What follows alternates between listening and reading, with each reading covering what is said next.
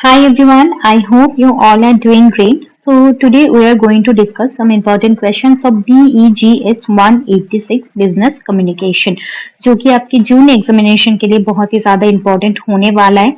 अगर आपने अभी तक गेस्ट पेपर परचेस नहीं किया है तो डिस्क्रिप्शन बॉक्स में हमारे वेबसाइट shop.hindustanknowledge.com का लिंक दिया गया है। उस पर क्लिक करके आप गेस्ट पेपर परचेस कर सकते हो। सर्च बटन पे आकर सिंपली आपका जो भी सब्जेक्ट कोड है, फॉर एग्जाम्पल BEGS 186, इस पे क्लिक करके आप बाय नाउ कर सकते हो। आपका जो भी क्वेरीज है डिस्क्रिप्शन बॉक्स में हमारा व्हाट्सएप नंबर दिया गया है, उस पर आप कॉल कर सकते हो, व्हाट्सएप कर सकते हो। अगर आप क्लासेस को प्लस गेस्ट पेपर को अगर आप अच्छे से प्रिपेयर कर लेते हो तो आप एग्जाम में 90 प्लस स्कोर कर सकते हो। साथ ही हमारे टेलीग्राम चैनल को ज्वाइन करना ना भूलें। ठीक है,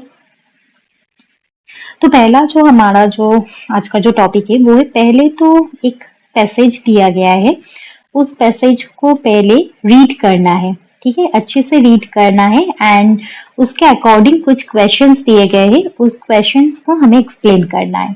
ठीक है, तो पहले हम पैसेज को अच्छे से पढ़ लेते, समझ लेते कि पैसेज में क्या बोला है। In recent years, technology has become an indispensable part of education. थोड़ा सा हम वर्ड्स का मीनिंग भी हम जान लेते। इंडिस्पेंसिबल का मतलब है एसेंशियल।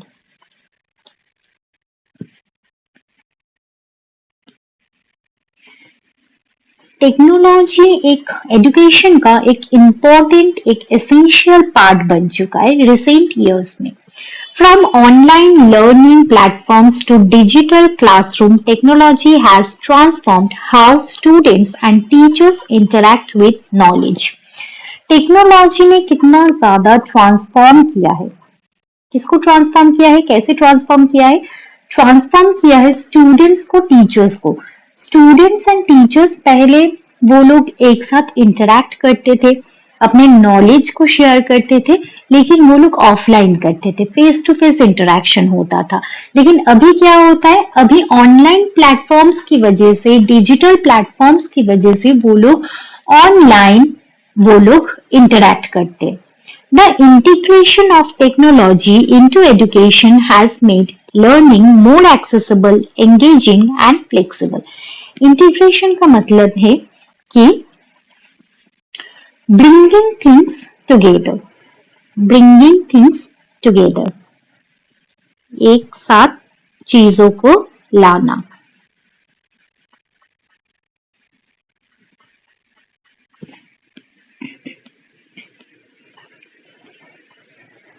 टेक्नोलॉजी एजुकेशन सेक्टर में सब कुछ एक साथ ला रहा है। इस वजह से लर्निंग जो है वो ज्यादा एक्सेसिबल हो रहा है, ज्यादा एंगेजिंग हो रहा है, फ्लेक्सिबल हो रहा है। आप किसी भी टाइम पे आप देख सकते हो कंटेंट को, आप कहीं से भी बैठ के वर्ल्ड वाइड कहीं से भी आप बैठ के कंटेंट को एक्सेस कर पाते हो। इस वजह से एजुकेशन जो है, लर्निंग जो है वो और भी ज्यादा इंटरेस्टिंग, एंगेजिंग बन चुका है। It allows students to learn at their own pace and provides them with access to vast resources, breaking the barriers of time, location and even economic constraints. आपका इकोनॉमिक कंडीशन कुछ भी हो, आप कहीं से भी हो, किसी भी टाइम पे आप देख सकते हो, आप एक्सेस कर सकते हो। सो आप अपने हिसाब से आप कंटेंट को देख सकते हो। One of the most significant advantages of technology in education is the ability to reach students who were previously excluded from traditional learning environments. Technology का एक सिग्निफिकेंट एडवांटेज है, one of the most significant advantages of technology education sector में है कि उन students के पास पहुंचना जो लोग पहले ट्रेडिशनल जो लर्निंग एनवायरनमेंट था उससे वो लोग एक्सक्लूडेड थे, उनको इंक्लूड करना। क्योंकि वो लोग शायद उनके पर्सनल डिफिकल्टीज की वजह से या फिर फाइनेंशियल कंडीशन की वजह से वो लोग नहीं पढ़ पाते थे। लेकिन ऑनलाइन एजुकेशन की वजह से वो लोग अपने जो चैलेंजेस है, पर्सनल जो चैलेंजेस है, फाइनेंशियल जो चैलेंजेस है, उसके रहते हुए भी वो लोग कंटेंट को एक्सेस कर पाते, पढ़ पाते। So through online courses and digital platforms, learners in remote areas or those unable to attend regular classes due to financial or personal reasons can now access quality education. Online courses की वजह से, digital platforms की वजह से जो लोग remote areas में रहते, सिटी से बहुत दूर रहते, वो लोग रेगुलरली क्लासेस को अटेंड कर पाते ऑनलाइन, ठीक है। फिजिकली वो लोग नहीं कर पाते शायद अटेंड, लेकिन वो लोग ऑनलाइन वर्चुअली वो लोग क्लासेस को अटेंड कर पाते। So technology has also made learning more interactive. Technology ने लर्निंग को और भी ज्यादा इंटरैक्टिव बनाया है। Tools like educational videos, virtual simulation and online assessment engage students in a way that traditional methods may not. Traditional method ने उतना ज्यादा इंटरेस्टिंग एंगेजिंग नहीं बनाया है, लेकिन टेक्नोलॉजी ने एजुकेशन को, लर्निंग को बहुत ज्यादा इंटरेस्टिंग एंगेजिंग बनाया है। Additionally technology foster collaboration among students and teachers. Digital platforms allow for real-time discussion, group projects and peer-to-peer learning. Digital platforms की वजह से आप एक साथ रियल टाइम डिस्कशन कर सकते हो, आप एक साथ प्रोजेक्ट में काम कर सकते हो, पीयर टू पीयर लर्निंग हो सकता है। Teachers too can share resources, provide feedback and track student progress more efficiently. Teachers भी अपने फीडबैक दे सकते, स्टूडेंट का प्रोग्रेस क्या है वो ट्रैक कर पाते। So with the advent of artificial intelligence, AI की वजह से personalised learning experiences have become possible, ठीक है। Catering to the individual needs and learning style of students. आप अपने हिसाब से कंटेंट को कस्टमाइज कर सकते हो बिकॉज ऑफ एआई। आप जस्ट सिंपली एआई को, अगर चैट जीपीटी पे जाकर चैट जीपीटी को अगर आप कोई भी कंटेंट दोगे एंड उसको बोलोगे कि इसको मुझे ट्रांसलेट करके दो, या फिर इसके अंदर जो भी डिफिकल्ट वर्ड्स हैं उसको रिप्लेस करके तुम इजी वर्ड बना दो, तो वो बना देंगे। सो आप लोग अपने हिसाब से आप कस्टमाइज कर पाते हो because of AI. However, while technology offers numerous benefits, technology बहुत सारे बेनिफिट्स हमें ऑफर करता है, लेकिन इट ऑल्सो पॉजेज चैलेंजेस, लेकिन इसका कुछ ड्रॉबैक्स भी है। There is a growing digital divide between those who have access to technology and those who do not. एक डिवीजन है, एक डिवाइड है उनके बीच में, जो लोग टेक्नोलॉजी एक्सेस कर पाते एंड जो लोग टेक्नोलॉजी एक्सेस नहीं कर पाते। Moreover, the over-reliance on technology may reduce face-to-face interaction and critical thinking if not balanced properly. Technology के आने के बाद क्या हुआ है कि फेस टू फेस जो इंटरेक्शन है वो कम हो गया है। अभी लोग एक दूसरे से जाकर, बाहर जाकर बहुत कम बातें करते, सब कुछ अभी ऑनलाइन हो चुका है। ऑनलाइन शॉपिंग होता है, ऑनलाइन सब कुछ होता है, एजुकेशन भी ऑनलाइन होता है, क्लासरूम टीचिंग सब कुछ ऑनलाइन होता है। एंड बिकॉज ऑफ दिस कि आपका जो फेस टू फेस इंटरेक्शन है वो कम हो गया है। In conclusion, technology has revolutionized education, making it more accessible, interactive and collaborative. Technology ने एजुकेशन को बहुत ज्यादा एक्सेसिबल बनाया है, इंटरैक्टिव बनाया है एंड कोलैबोरेटिव बनाया है। It provides unprecedented opportunities for learners worldwide, though it is essential to address its challenges to ensure that technology continues to enhance rather than replace the human elements of education. Learners को ये बहुत सारा opportunities provide करता है, लेकिन इसका कुछ drawback भी है, चैलेंजेस भी है। तो इस वजह से हमें ये इंश्योर करना है कि टेक्नोलॉजी का हमें प्रॉपरली यूज करना है एंड एक बैलेंस भी होना चाहिए। किसके बीच में बैलेंस? टेक्नोलॉजी के बीच में, मॉडर्न मेथड के बीच में एंड ट्रेडिशनल जो लर्निंग मेथड है उस दोनों के बीच में बैलेंस होना चाहिए, ठीक है। तो ये है पूरा पैसेज। अभी हम लोग क्वेश्चन को डिस्कस करेंगे। यहाँ पर 5 क्वेश्चन है एंड उसके बाद है pick out words from the passage which mean the same as the following, मतलब आपको सिनोनिम बताना है। कुछ वर्ड्स दिए गए हैं, उसके सिनोनिम आपको बताना है। फिर आपको पैसेज का जो बेसिक आइडिया है उसको आपको एक्सप्लेन करना है, ठीक है। सो पहला जो क्वेश्चन है वो है how has technology made education more accessible according to the passage. आपको क्या लगता है कि टेक्नोलॉजी ने जो एजुकेशन को ज्यादा मोर एक्सेसिबल बनाया है, ज्यादा एक्सेसिबल बनाया है, वो कैसे बनाया है, क्यों बनाया है, क्या बनाया है, यही हमें डिस्कस करना है। कैसे टेक्नोलॉजी ने एजुकेशन को एक्सेसिबल बनाया है।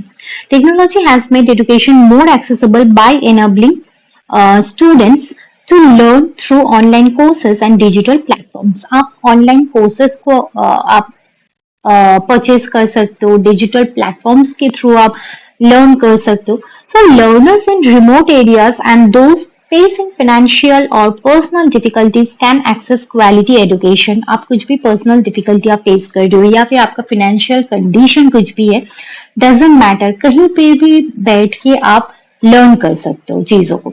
It removes barriers related to time. Time क्या है, डजेंट मैटर, कहाँ से देख रहे हो, डजेंट मैटर, आपका इकोनॉमिक कंडीशन क्या है, doesn't matter. Allowing more people to participate in learning. ज्यादा से ज्यादा लोग एक साथ पार्टिसिपेट कर पाते।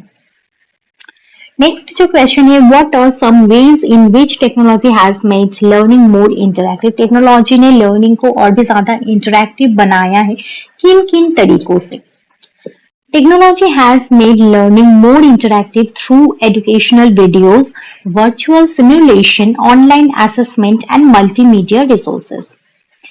These tools actively engage students in the learning process and make lessons more interesting. ये जो tools है ये स्टूडेंट्स को हमेशा एंगेजिंग रखते एंड लेसन जो है लेसन को और भी ज्यादा इंटरेस्टिंग बनाते।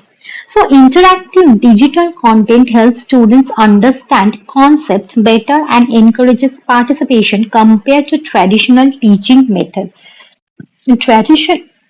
ट्रेडिशनल टीचिंग मेथड में जितना पार्टिसिपेशन नहीं होता है स्टूडेंट्स का, ऑनलाइन लर्निंग प्लेटफॉर्म्स में उससे कहीं ज्यादा पार्टिसिपेशन देखने को मिलता है।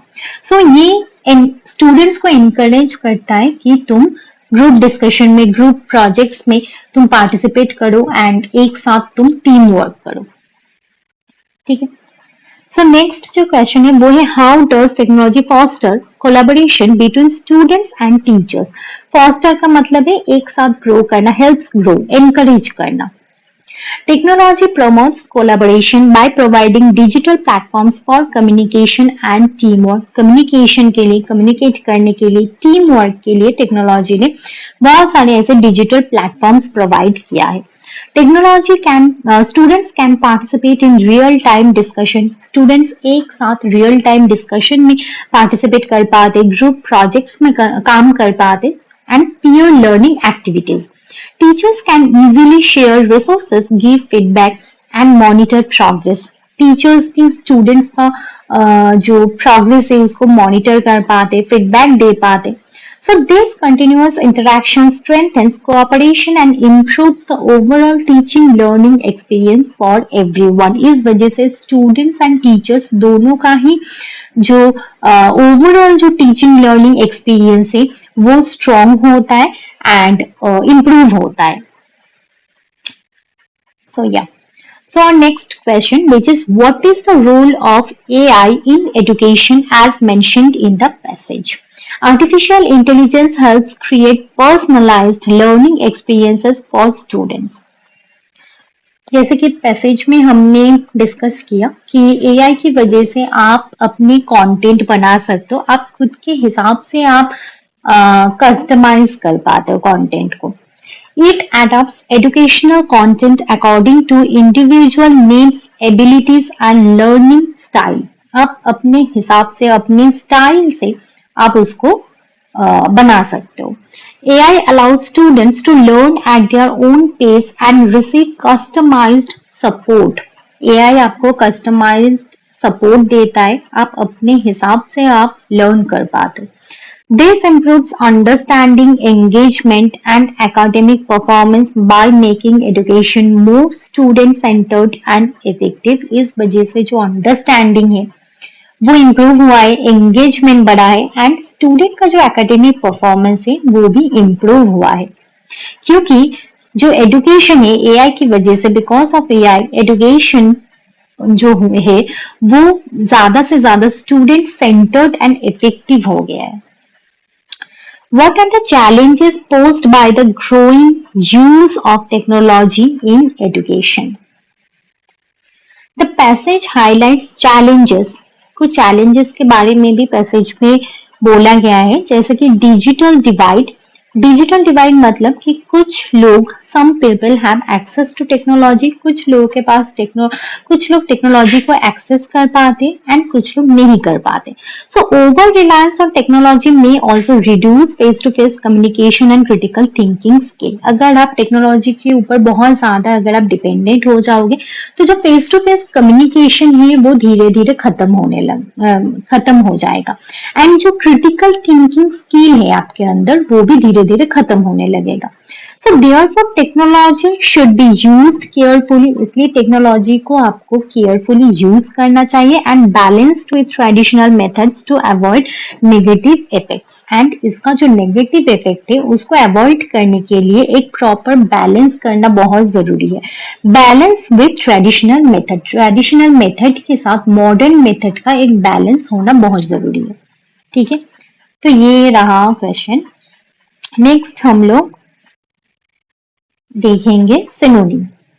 पहला जो वर्ड है वो है एक्सेसिबल. एक्सेसिबल का मतलब है रिच, मतलब इजी टू अंडरस्टैंड बोल सकते हो, इजी टू रीच बोल सकते हो.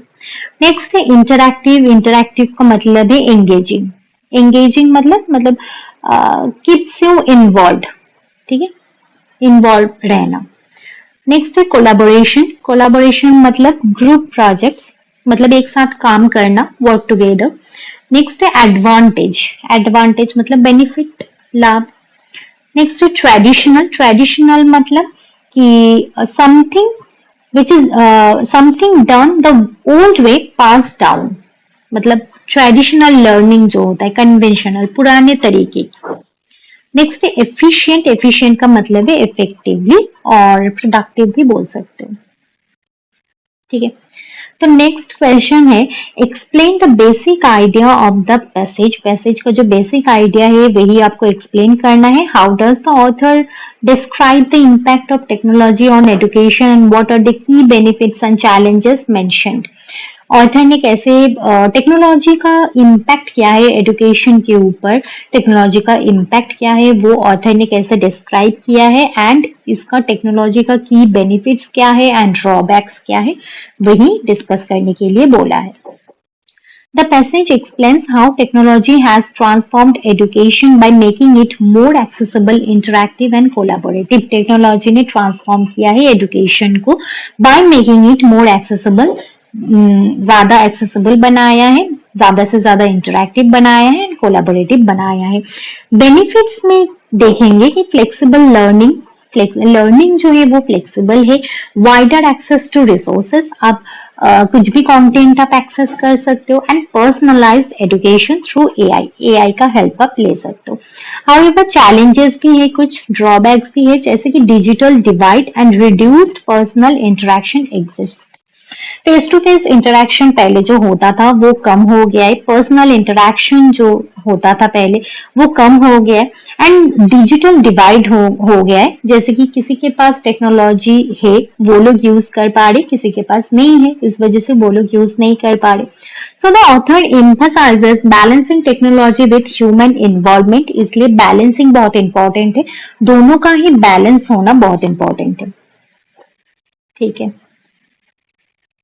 नेक्स्ट देखो, complete the following sentences by using the correct tense of the verbs given in brackets. यहाँ पर कुछ वर्ब्स दिए गए हैं जिसका आपको करेक्ट टेंस का यूज करना है. तो थोड़ा सा मैं टेंस के बारे में मैं बता देती हूँ, बहुत ज्यादा इन डिटेल में मैं नहीं बता पाऊंगी क्योंकि टाइम बहुत कम है, तो मैं थोड़ा सा इन ब्रीफ में आपको बता देती हूँ. तो टेंस बेसिकली होता है, तीन टाइप के टेंस है जो कि है simple present tense, simple past tense, simple future.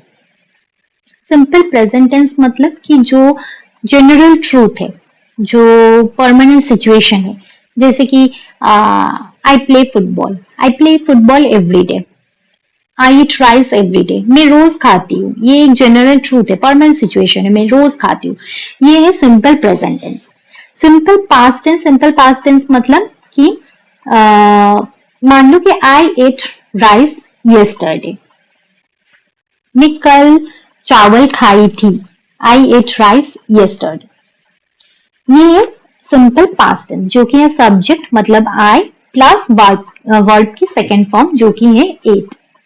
Next simple future मतलब सब्जेक्ट मतलब आई प्लस विल प्लस वर्ब की फर्स्ट फॉर्म होगा। For example I will eat rice tomorrow, मैं कल चावल खाऊंगी। ये है फ्यूचर, कल खाऊंगी, अभी तक मैंने नहीं खाया है, कल खाऊंगी। That is called future, simple future tense.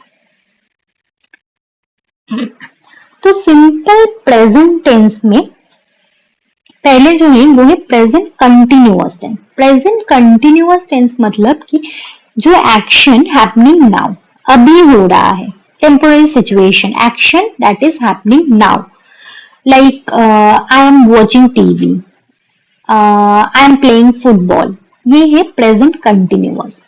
Next है प्रेजेंट परफेक्ट। प्रेजेंट परफेक्ट मतलब जो एक्शन रिसेंटली कंप्लीट हुआ, अभी कंप्लीट हुआ, that completed recently. I have finished my work, मैंने जस्ट अपना जो काम है वो मैंने जस्ट फिनिश किया है, रिसेंटली कंप्लीट हुआ।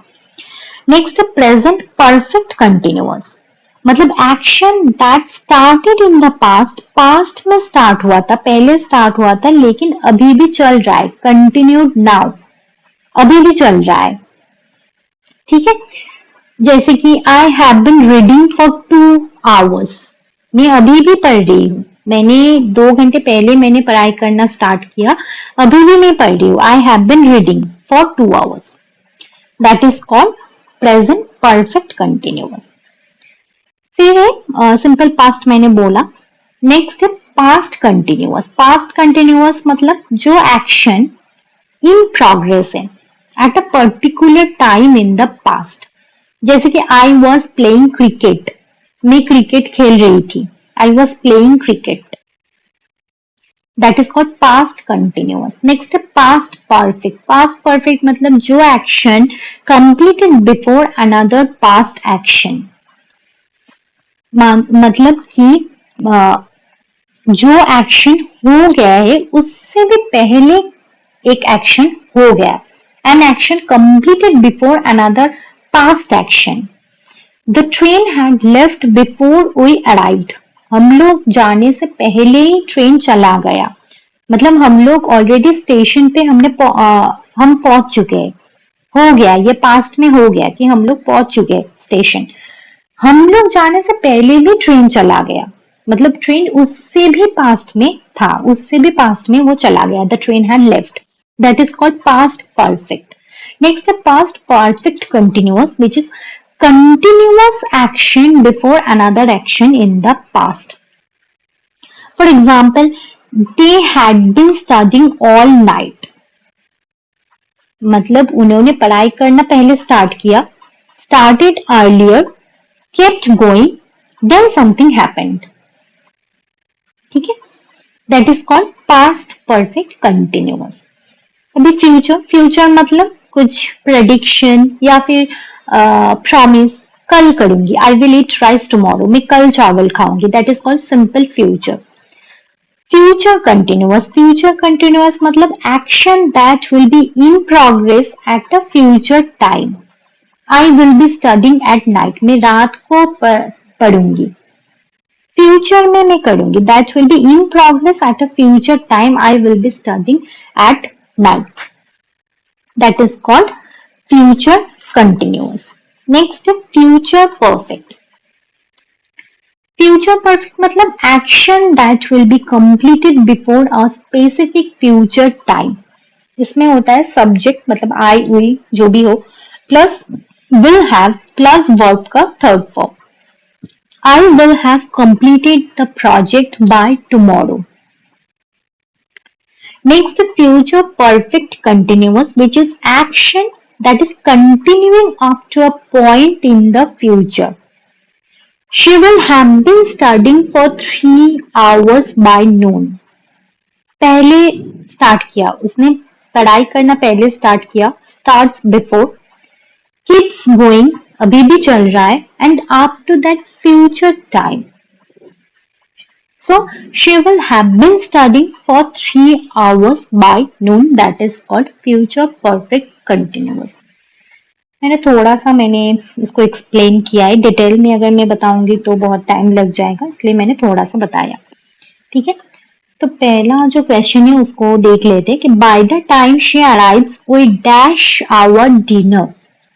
जो एक्शन है वो कंप्लीट होगा बिफोर अनदर फ्यूचर एक्शन, मतलब वो आएगी bye the time she arrives, ये फ्यूचर एक्शन है, वो अभी तक नहीं आई है, वो आएगी bye the time she arrives the action will be completed. हमें अपना डिनर जो है वो हमें फिनिश करना है, we will have finished our dinner.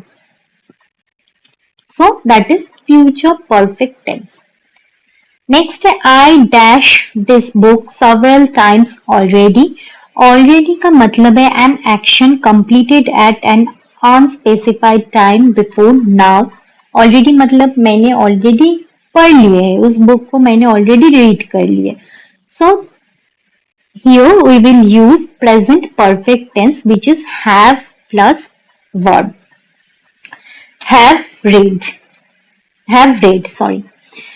Next, they usually dash to the gym। कौन सा वर्ब हमें यूज करना है? On weekends. वो लोग वीकेंड्स पे जिम जाते, ये एक परमानेंट सिचुएशन है, परमानेंट एक्शन है, वो लोग हर वीकेंड्स पे वो लोग जिम जाते, तो हमें वर्ब यूज करना है गो, मतलब फर्स्ट फॉर्म यूज करना है। But this week they dash home, they are staying at home, मतलब हमें प्रेजेंट कंटिन्यूअस टेंस का यूज करना है क्योंकि ये एक टेम्पररी एक्शन है जो कि इस वीक में हो रहा है। मतलब वो लोग नेक्स्ट वीक से फिर वो लोग जिम जाएंगे, लेकिन इस वीक के लिए वो लोग घर पे है। So this is temporary action. Next, when I was a child I dash to be an astronaut.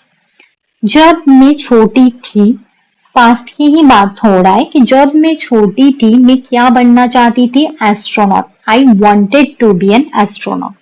ठीक है, ये सिंपल पास्ट टेंस का हम लोग यूज करेंगे। Next, if it dash tomorrow we will cancel the picnic.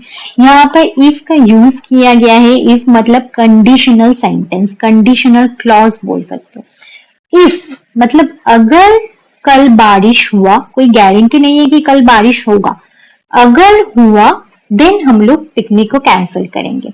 तो हम लोग यहाँ पर सिंपल प्रेजेंट टेंस का यूज करते हैं। अगर कंडीशनल क्लॉज हो तो सिंपल प्रेजेंट टेंस का यूज करते हैं हम लोग।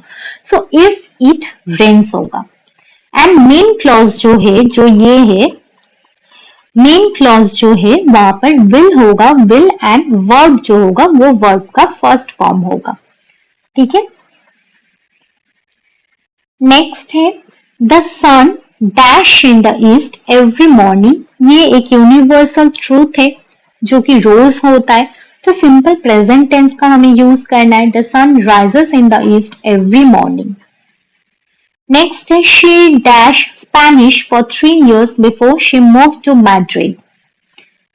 ये एक ऐसा एक्शन है कि वो ऑलरेडी वो मूव कर चुकी है, मैड्रिड में वो ऑलरेडी मूव कर चुकी है, लेकिन इस एक्शन के पहले भी उसने और एक्शन कंप्लीट किया है जो कि है उसने स्पेनिश सीखी है। सो यहाँ पर हम पास्ट परफेक्ट कंटिन्यूअस टेंस का यूज करेंगे।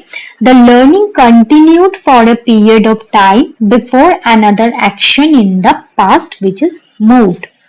तो हम बोलेंगे she had been learning, subject plus had been plus verb plus ing. She had been learning Spanish for 3 years before she moved to Madrid.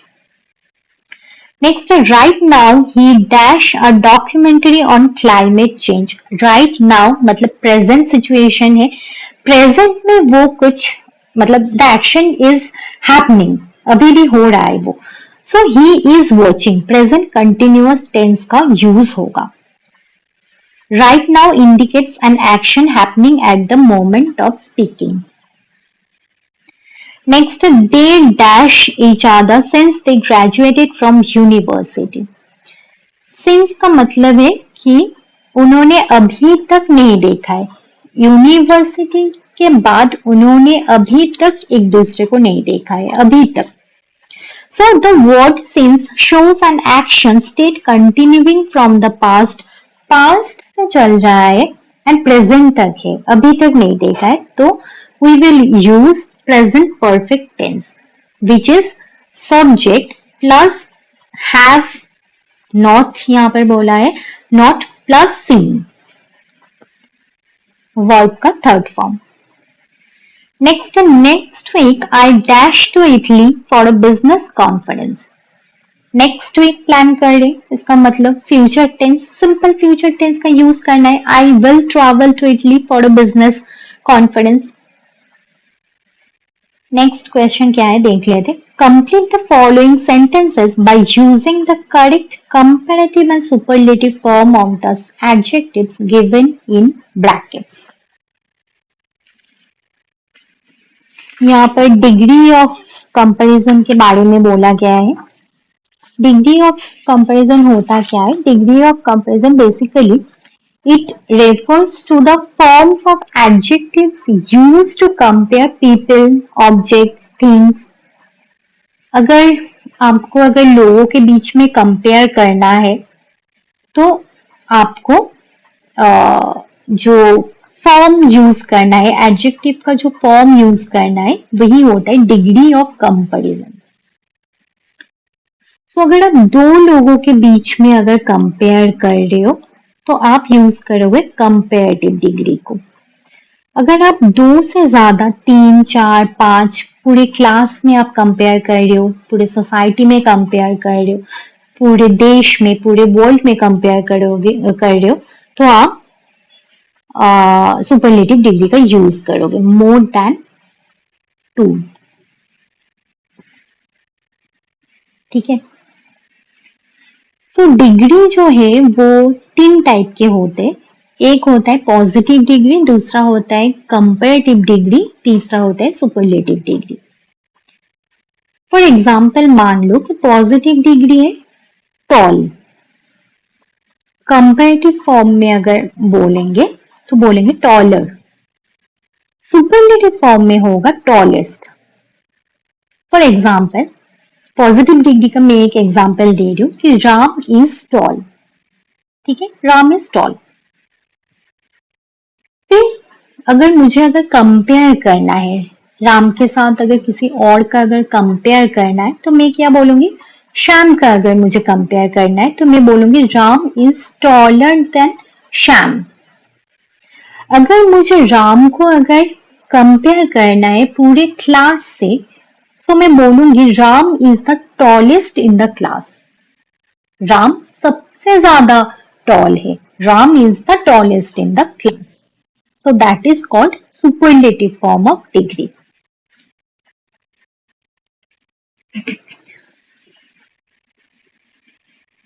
So और एक हम एग्जाम्पल ले लेते, जैसे कि she is more beautiful than her sister. She is more beautiful than her sister. ये superlative form है। This is the most interesting book I have read. Sorry पहला जो फॉर्म था वो कंपैरेटिव फॉर्म था, more beautiful then her sister. This is the most interesting book I have read, ये superlative form है, the most interesting. ठीक है, तो जो फिल इन द ब्लैंक्स है उसको देख लो थोड़ा सा। The road is the dash in the entire city. In the entire city, पूरे सिटी में कंपेयर किया जा रहा है, इसका मतलब है कि सुपरलेटिव फॉर्म का यूज होगा, नैरोएस्ट होगा। The phrase the in the entire city compares one road with all others, so the superlative degree is used. मतलब एक रोड के साथ कंपेयर किया जा रहा है सिटी के बाकी रोडों का, मतलब बाकी रोड्स का कंपेयर किया जा रहा है एक रोड से, इसलिए द नैरोएस्ट होगा, सुपरलेटिव फॉर्म यूज होगा। नेक्स्ट है my new laptop is dash than my old one. Than use किया है, एक ही लैपटॉप से कंपेयर किया गया है, तो यहाँ पर क्या होगा, मोर पावरफुल मतलब कंपेरेटिव फॉर्म का यूज हो रहा है। The word than indicates a comparison between two things, दोनों ऑब्जेक्ट्स के बीच में, दोनों चीजों के बीच में कंपेयर हो रहा है, so the comparative degree is used. Next है the Amazon is the dash river in South America, पूरे साउथ अमेरिका में ये कंपेयर किया जा रहा है, पूरे साउथ अमेरिका में जितनी भी रिवर है उसमें Amazon लॉन्गेस्ट है, पूरे साउथ अमेरिका के साथ कंपेयर किया जा रहा है, इसलिए हमने सुपरलेटिव फॉर्म को यूज किया है। नेक्स्ट है his explanation was dash then mine, मेरे से कंपेयर किया जा रहा है, मतलब कंपेरेटिव डिग्री का यूज होगा। एंड जो फॉर्म जो क्लियर जो वर्ड है वो होगा क्लियरर, ठीक है। Next this is the dash restaurant in town, town के पूरे जितने भी रेस्टोरेंट्स है उससे कंपेयर किया जा रहा है, मतलब सुपरलेटिव फॉर्म होगा this is the most expensive होगा, ठीक है, most expensive. Winter nights are dash than autumn nights, autumn nights के साथ कंपेयर किया जा रहा है, मतलब कंपेरेटिव डिग्री देन का भी यूज किया जा रहा है, मतलब होगा colder. Next the Pacific ocean is the dash ocean in the world के सारे जितने भी ओशन है उसके साथ कंपेयर किया जा रहा है, मतलब सुपरलेटिव डिग्री का यूज होगा, द भी यूज हुआ है, इसका मतलब डीपेस्ट होगा, deepest ocean in the world. Next है her performance was dash than I expected, कुछ ऐसे वर्ड्स है जो कि आपको थोड़ा सा याद रखने की जरूरत है। पॉजिटिव डिग्री में होता है गुड, कंपेरेटिव डिग्री में होता है बेटर, सुपरलेटिव डिग्री में होता है बेस्ट, ठीक है। सो ऐसे कुछ वर्ड्स है जो कि आपको थोड़ा सा याद रखना पड़ता है।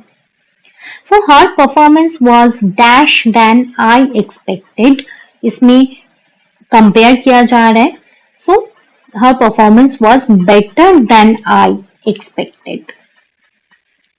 This is the dash tourist attraction in the country, पूरे कंट्री के बारे में बोल रहे, तो सुपरलेटिव फॉर्म यूज होगा, मोस्ट पॉपुलर होगा, द यूज हुआ है, मोस्ट पॉपुलर।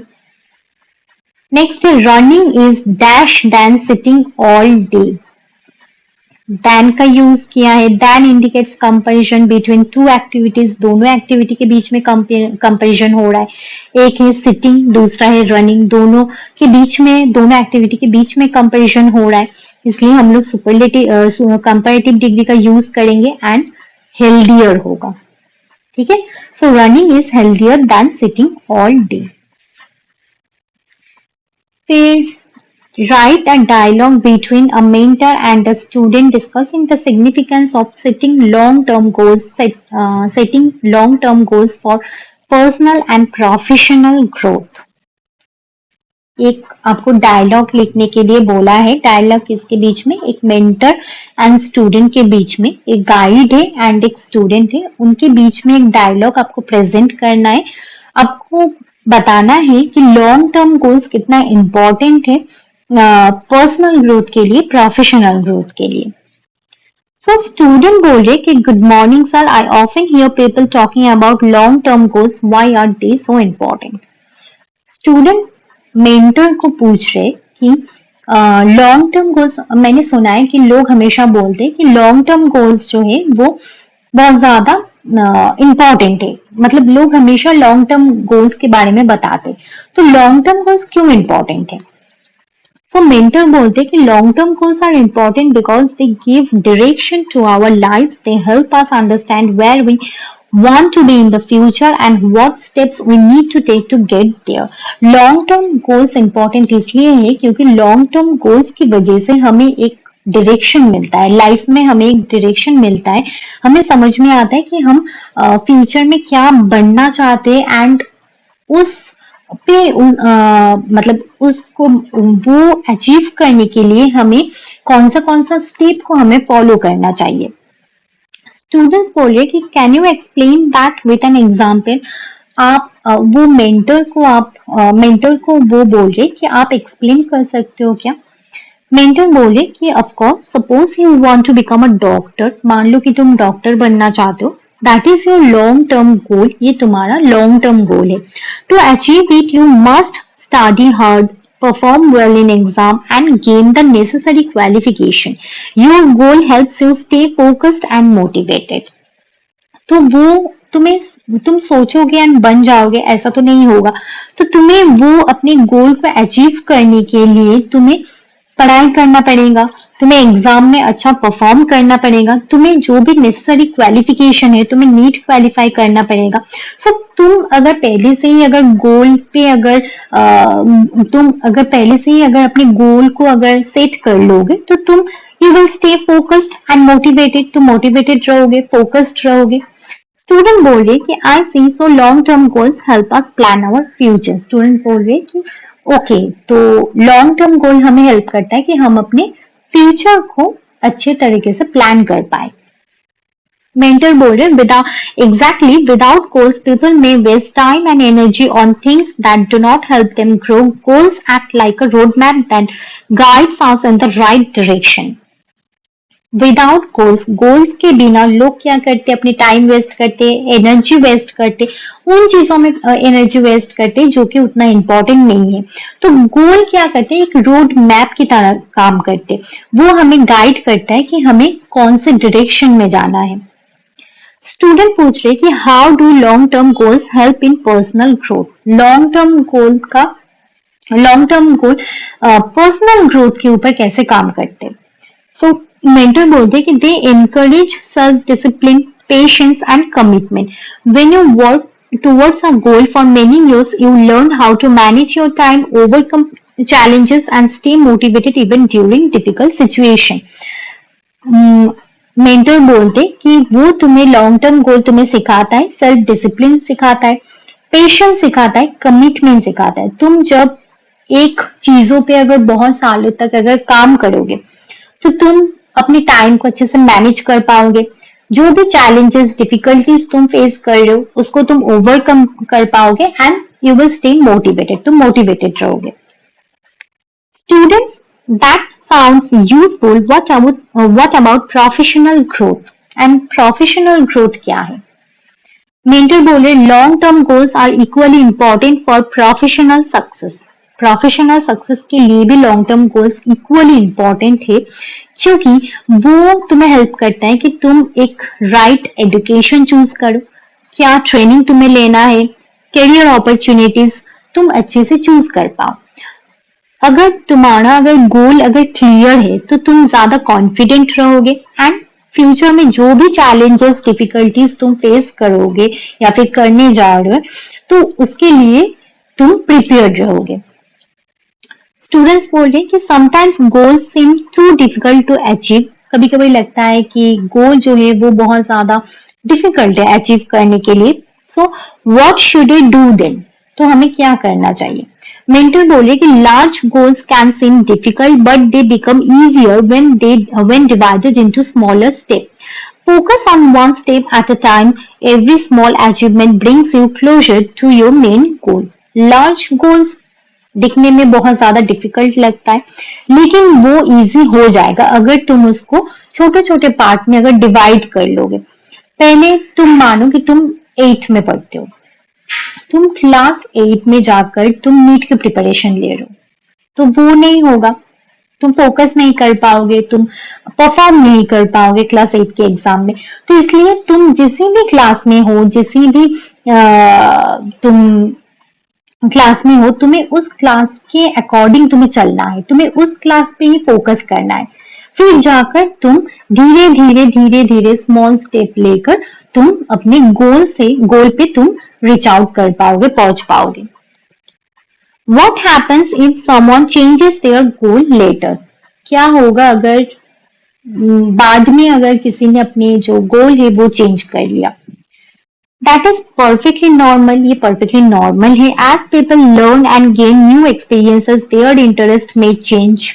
तुम new experiences gain कर रहे हो, तुम कुछ नई चीजों को सीख रहे हो, तो तुम्हारा इंटरेस्ट भी चेंज हो सकता है। So goals can be adjusted according to new circumstances, but it is always important to have a clear direction. So goal तुम न्यू सर्कमस्टेंसेस के अकॉर्डिंग तुम एडजस्ट कर सकते हो, लेकिन ये इंपॉर्टेंट है कि एक क्लियर डायरेक्शन होना चाहिए लाइफ में. स्टूडेंट बोले कि thank you sir, now I understand that long term goals are not just about success but also about personal development. Long term goals सिर्फ सक्सेस के लिए ही इम्पोर्टेंट नहीं है, पर्सनल डेवलपमेंट, पर्सनल ग्रोथ के लिए भी ये इम्पोर्टेंट है. Long term goals help us grow, stay focused and build a successful future. They give meaning to our efforts and inspire us to become the best version of ourselves.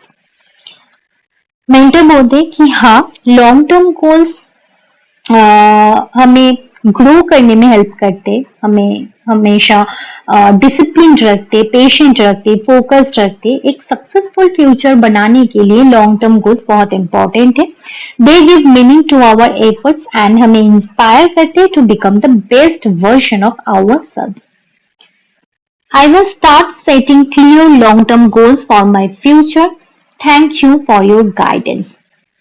Mentor बोल रहे, you are welcome. Remember, every great achievement begins with a clear goal and consistent effort. आपको consistent रहना पड़ता है. आप कुछ भी life में अचीव करना चाहते हो, आपको consistently उसके लिए आपको प्रिपेयर रहना पड़ेगा, फोकस्ड रहना पड़ेगा. एंड कुछ भी डिफिकल्ट सिचुएशन आए लाइफ में, कुछ भी आए, डिफिकल्टीज आए, चैलेंजेस आए, आपको उसके लिए हमेशा प्रिपेयर्ड होना पड़ेगा. सो या that is for today. I hope you will like the video. Video अगर पसंद आए तो वीडियो को जरूर लाइक करना, कमेंट करना. Thank you so much.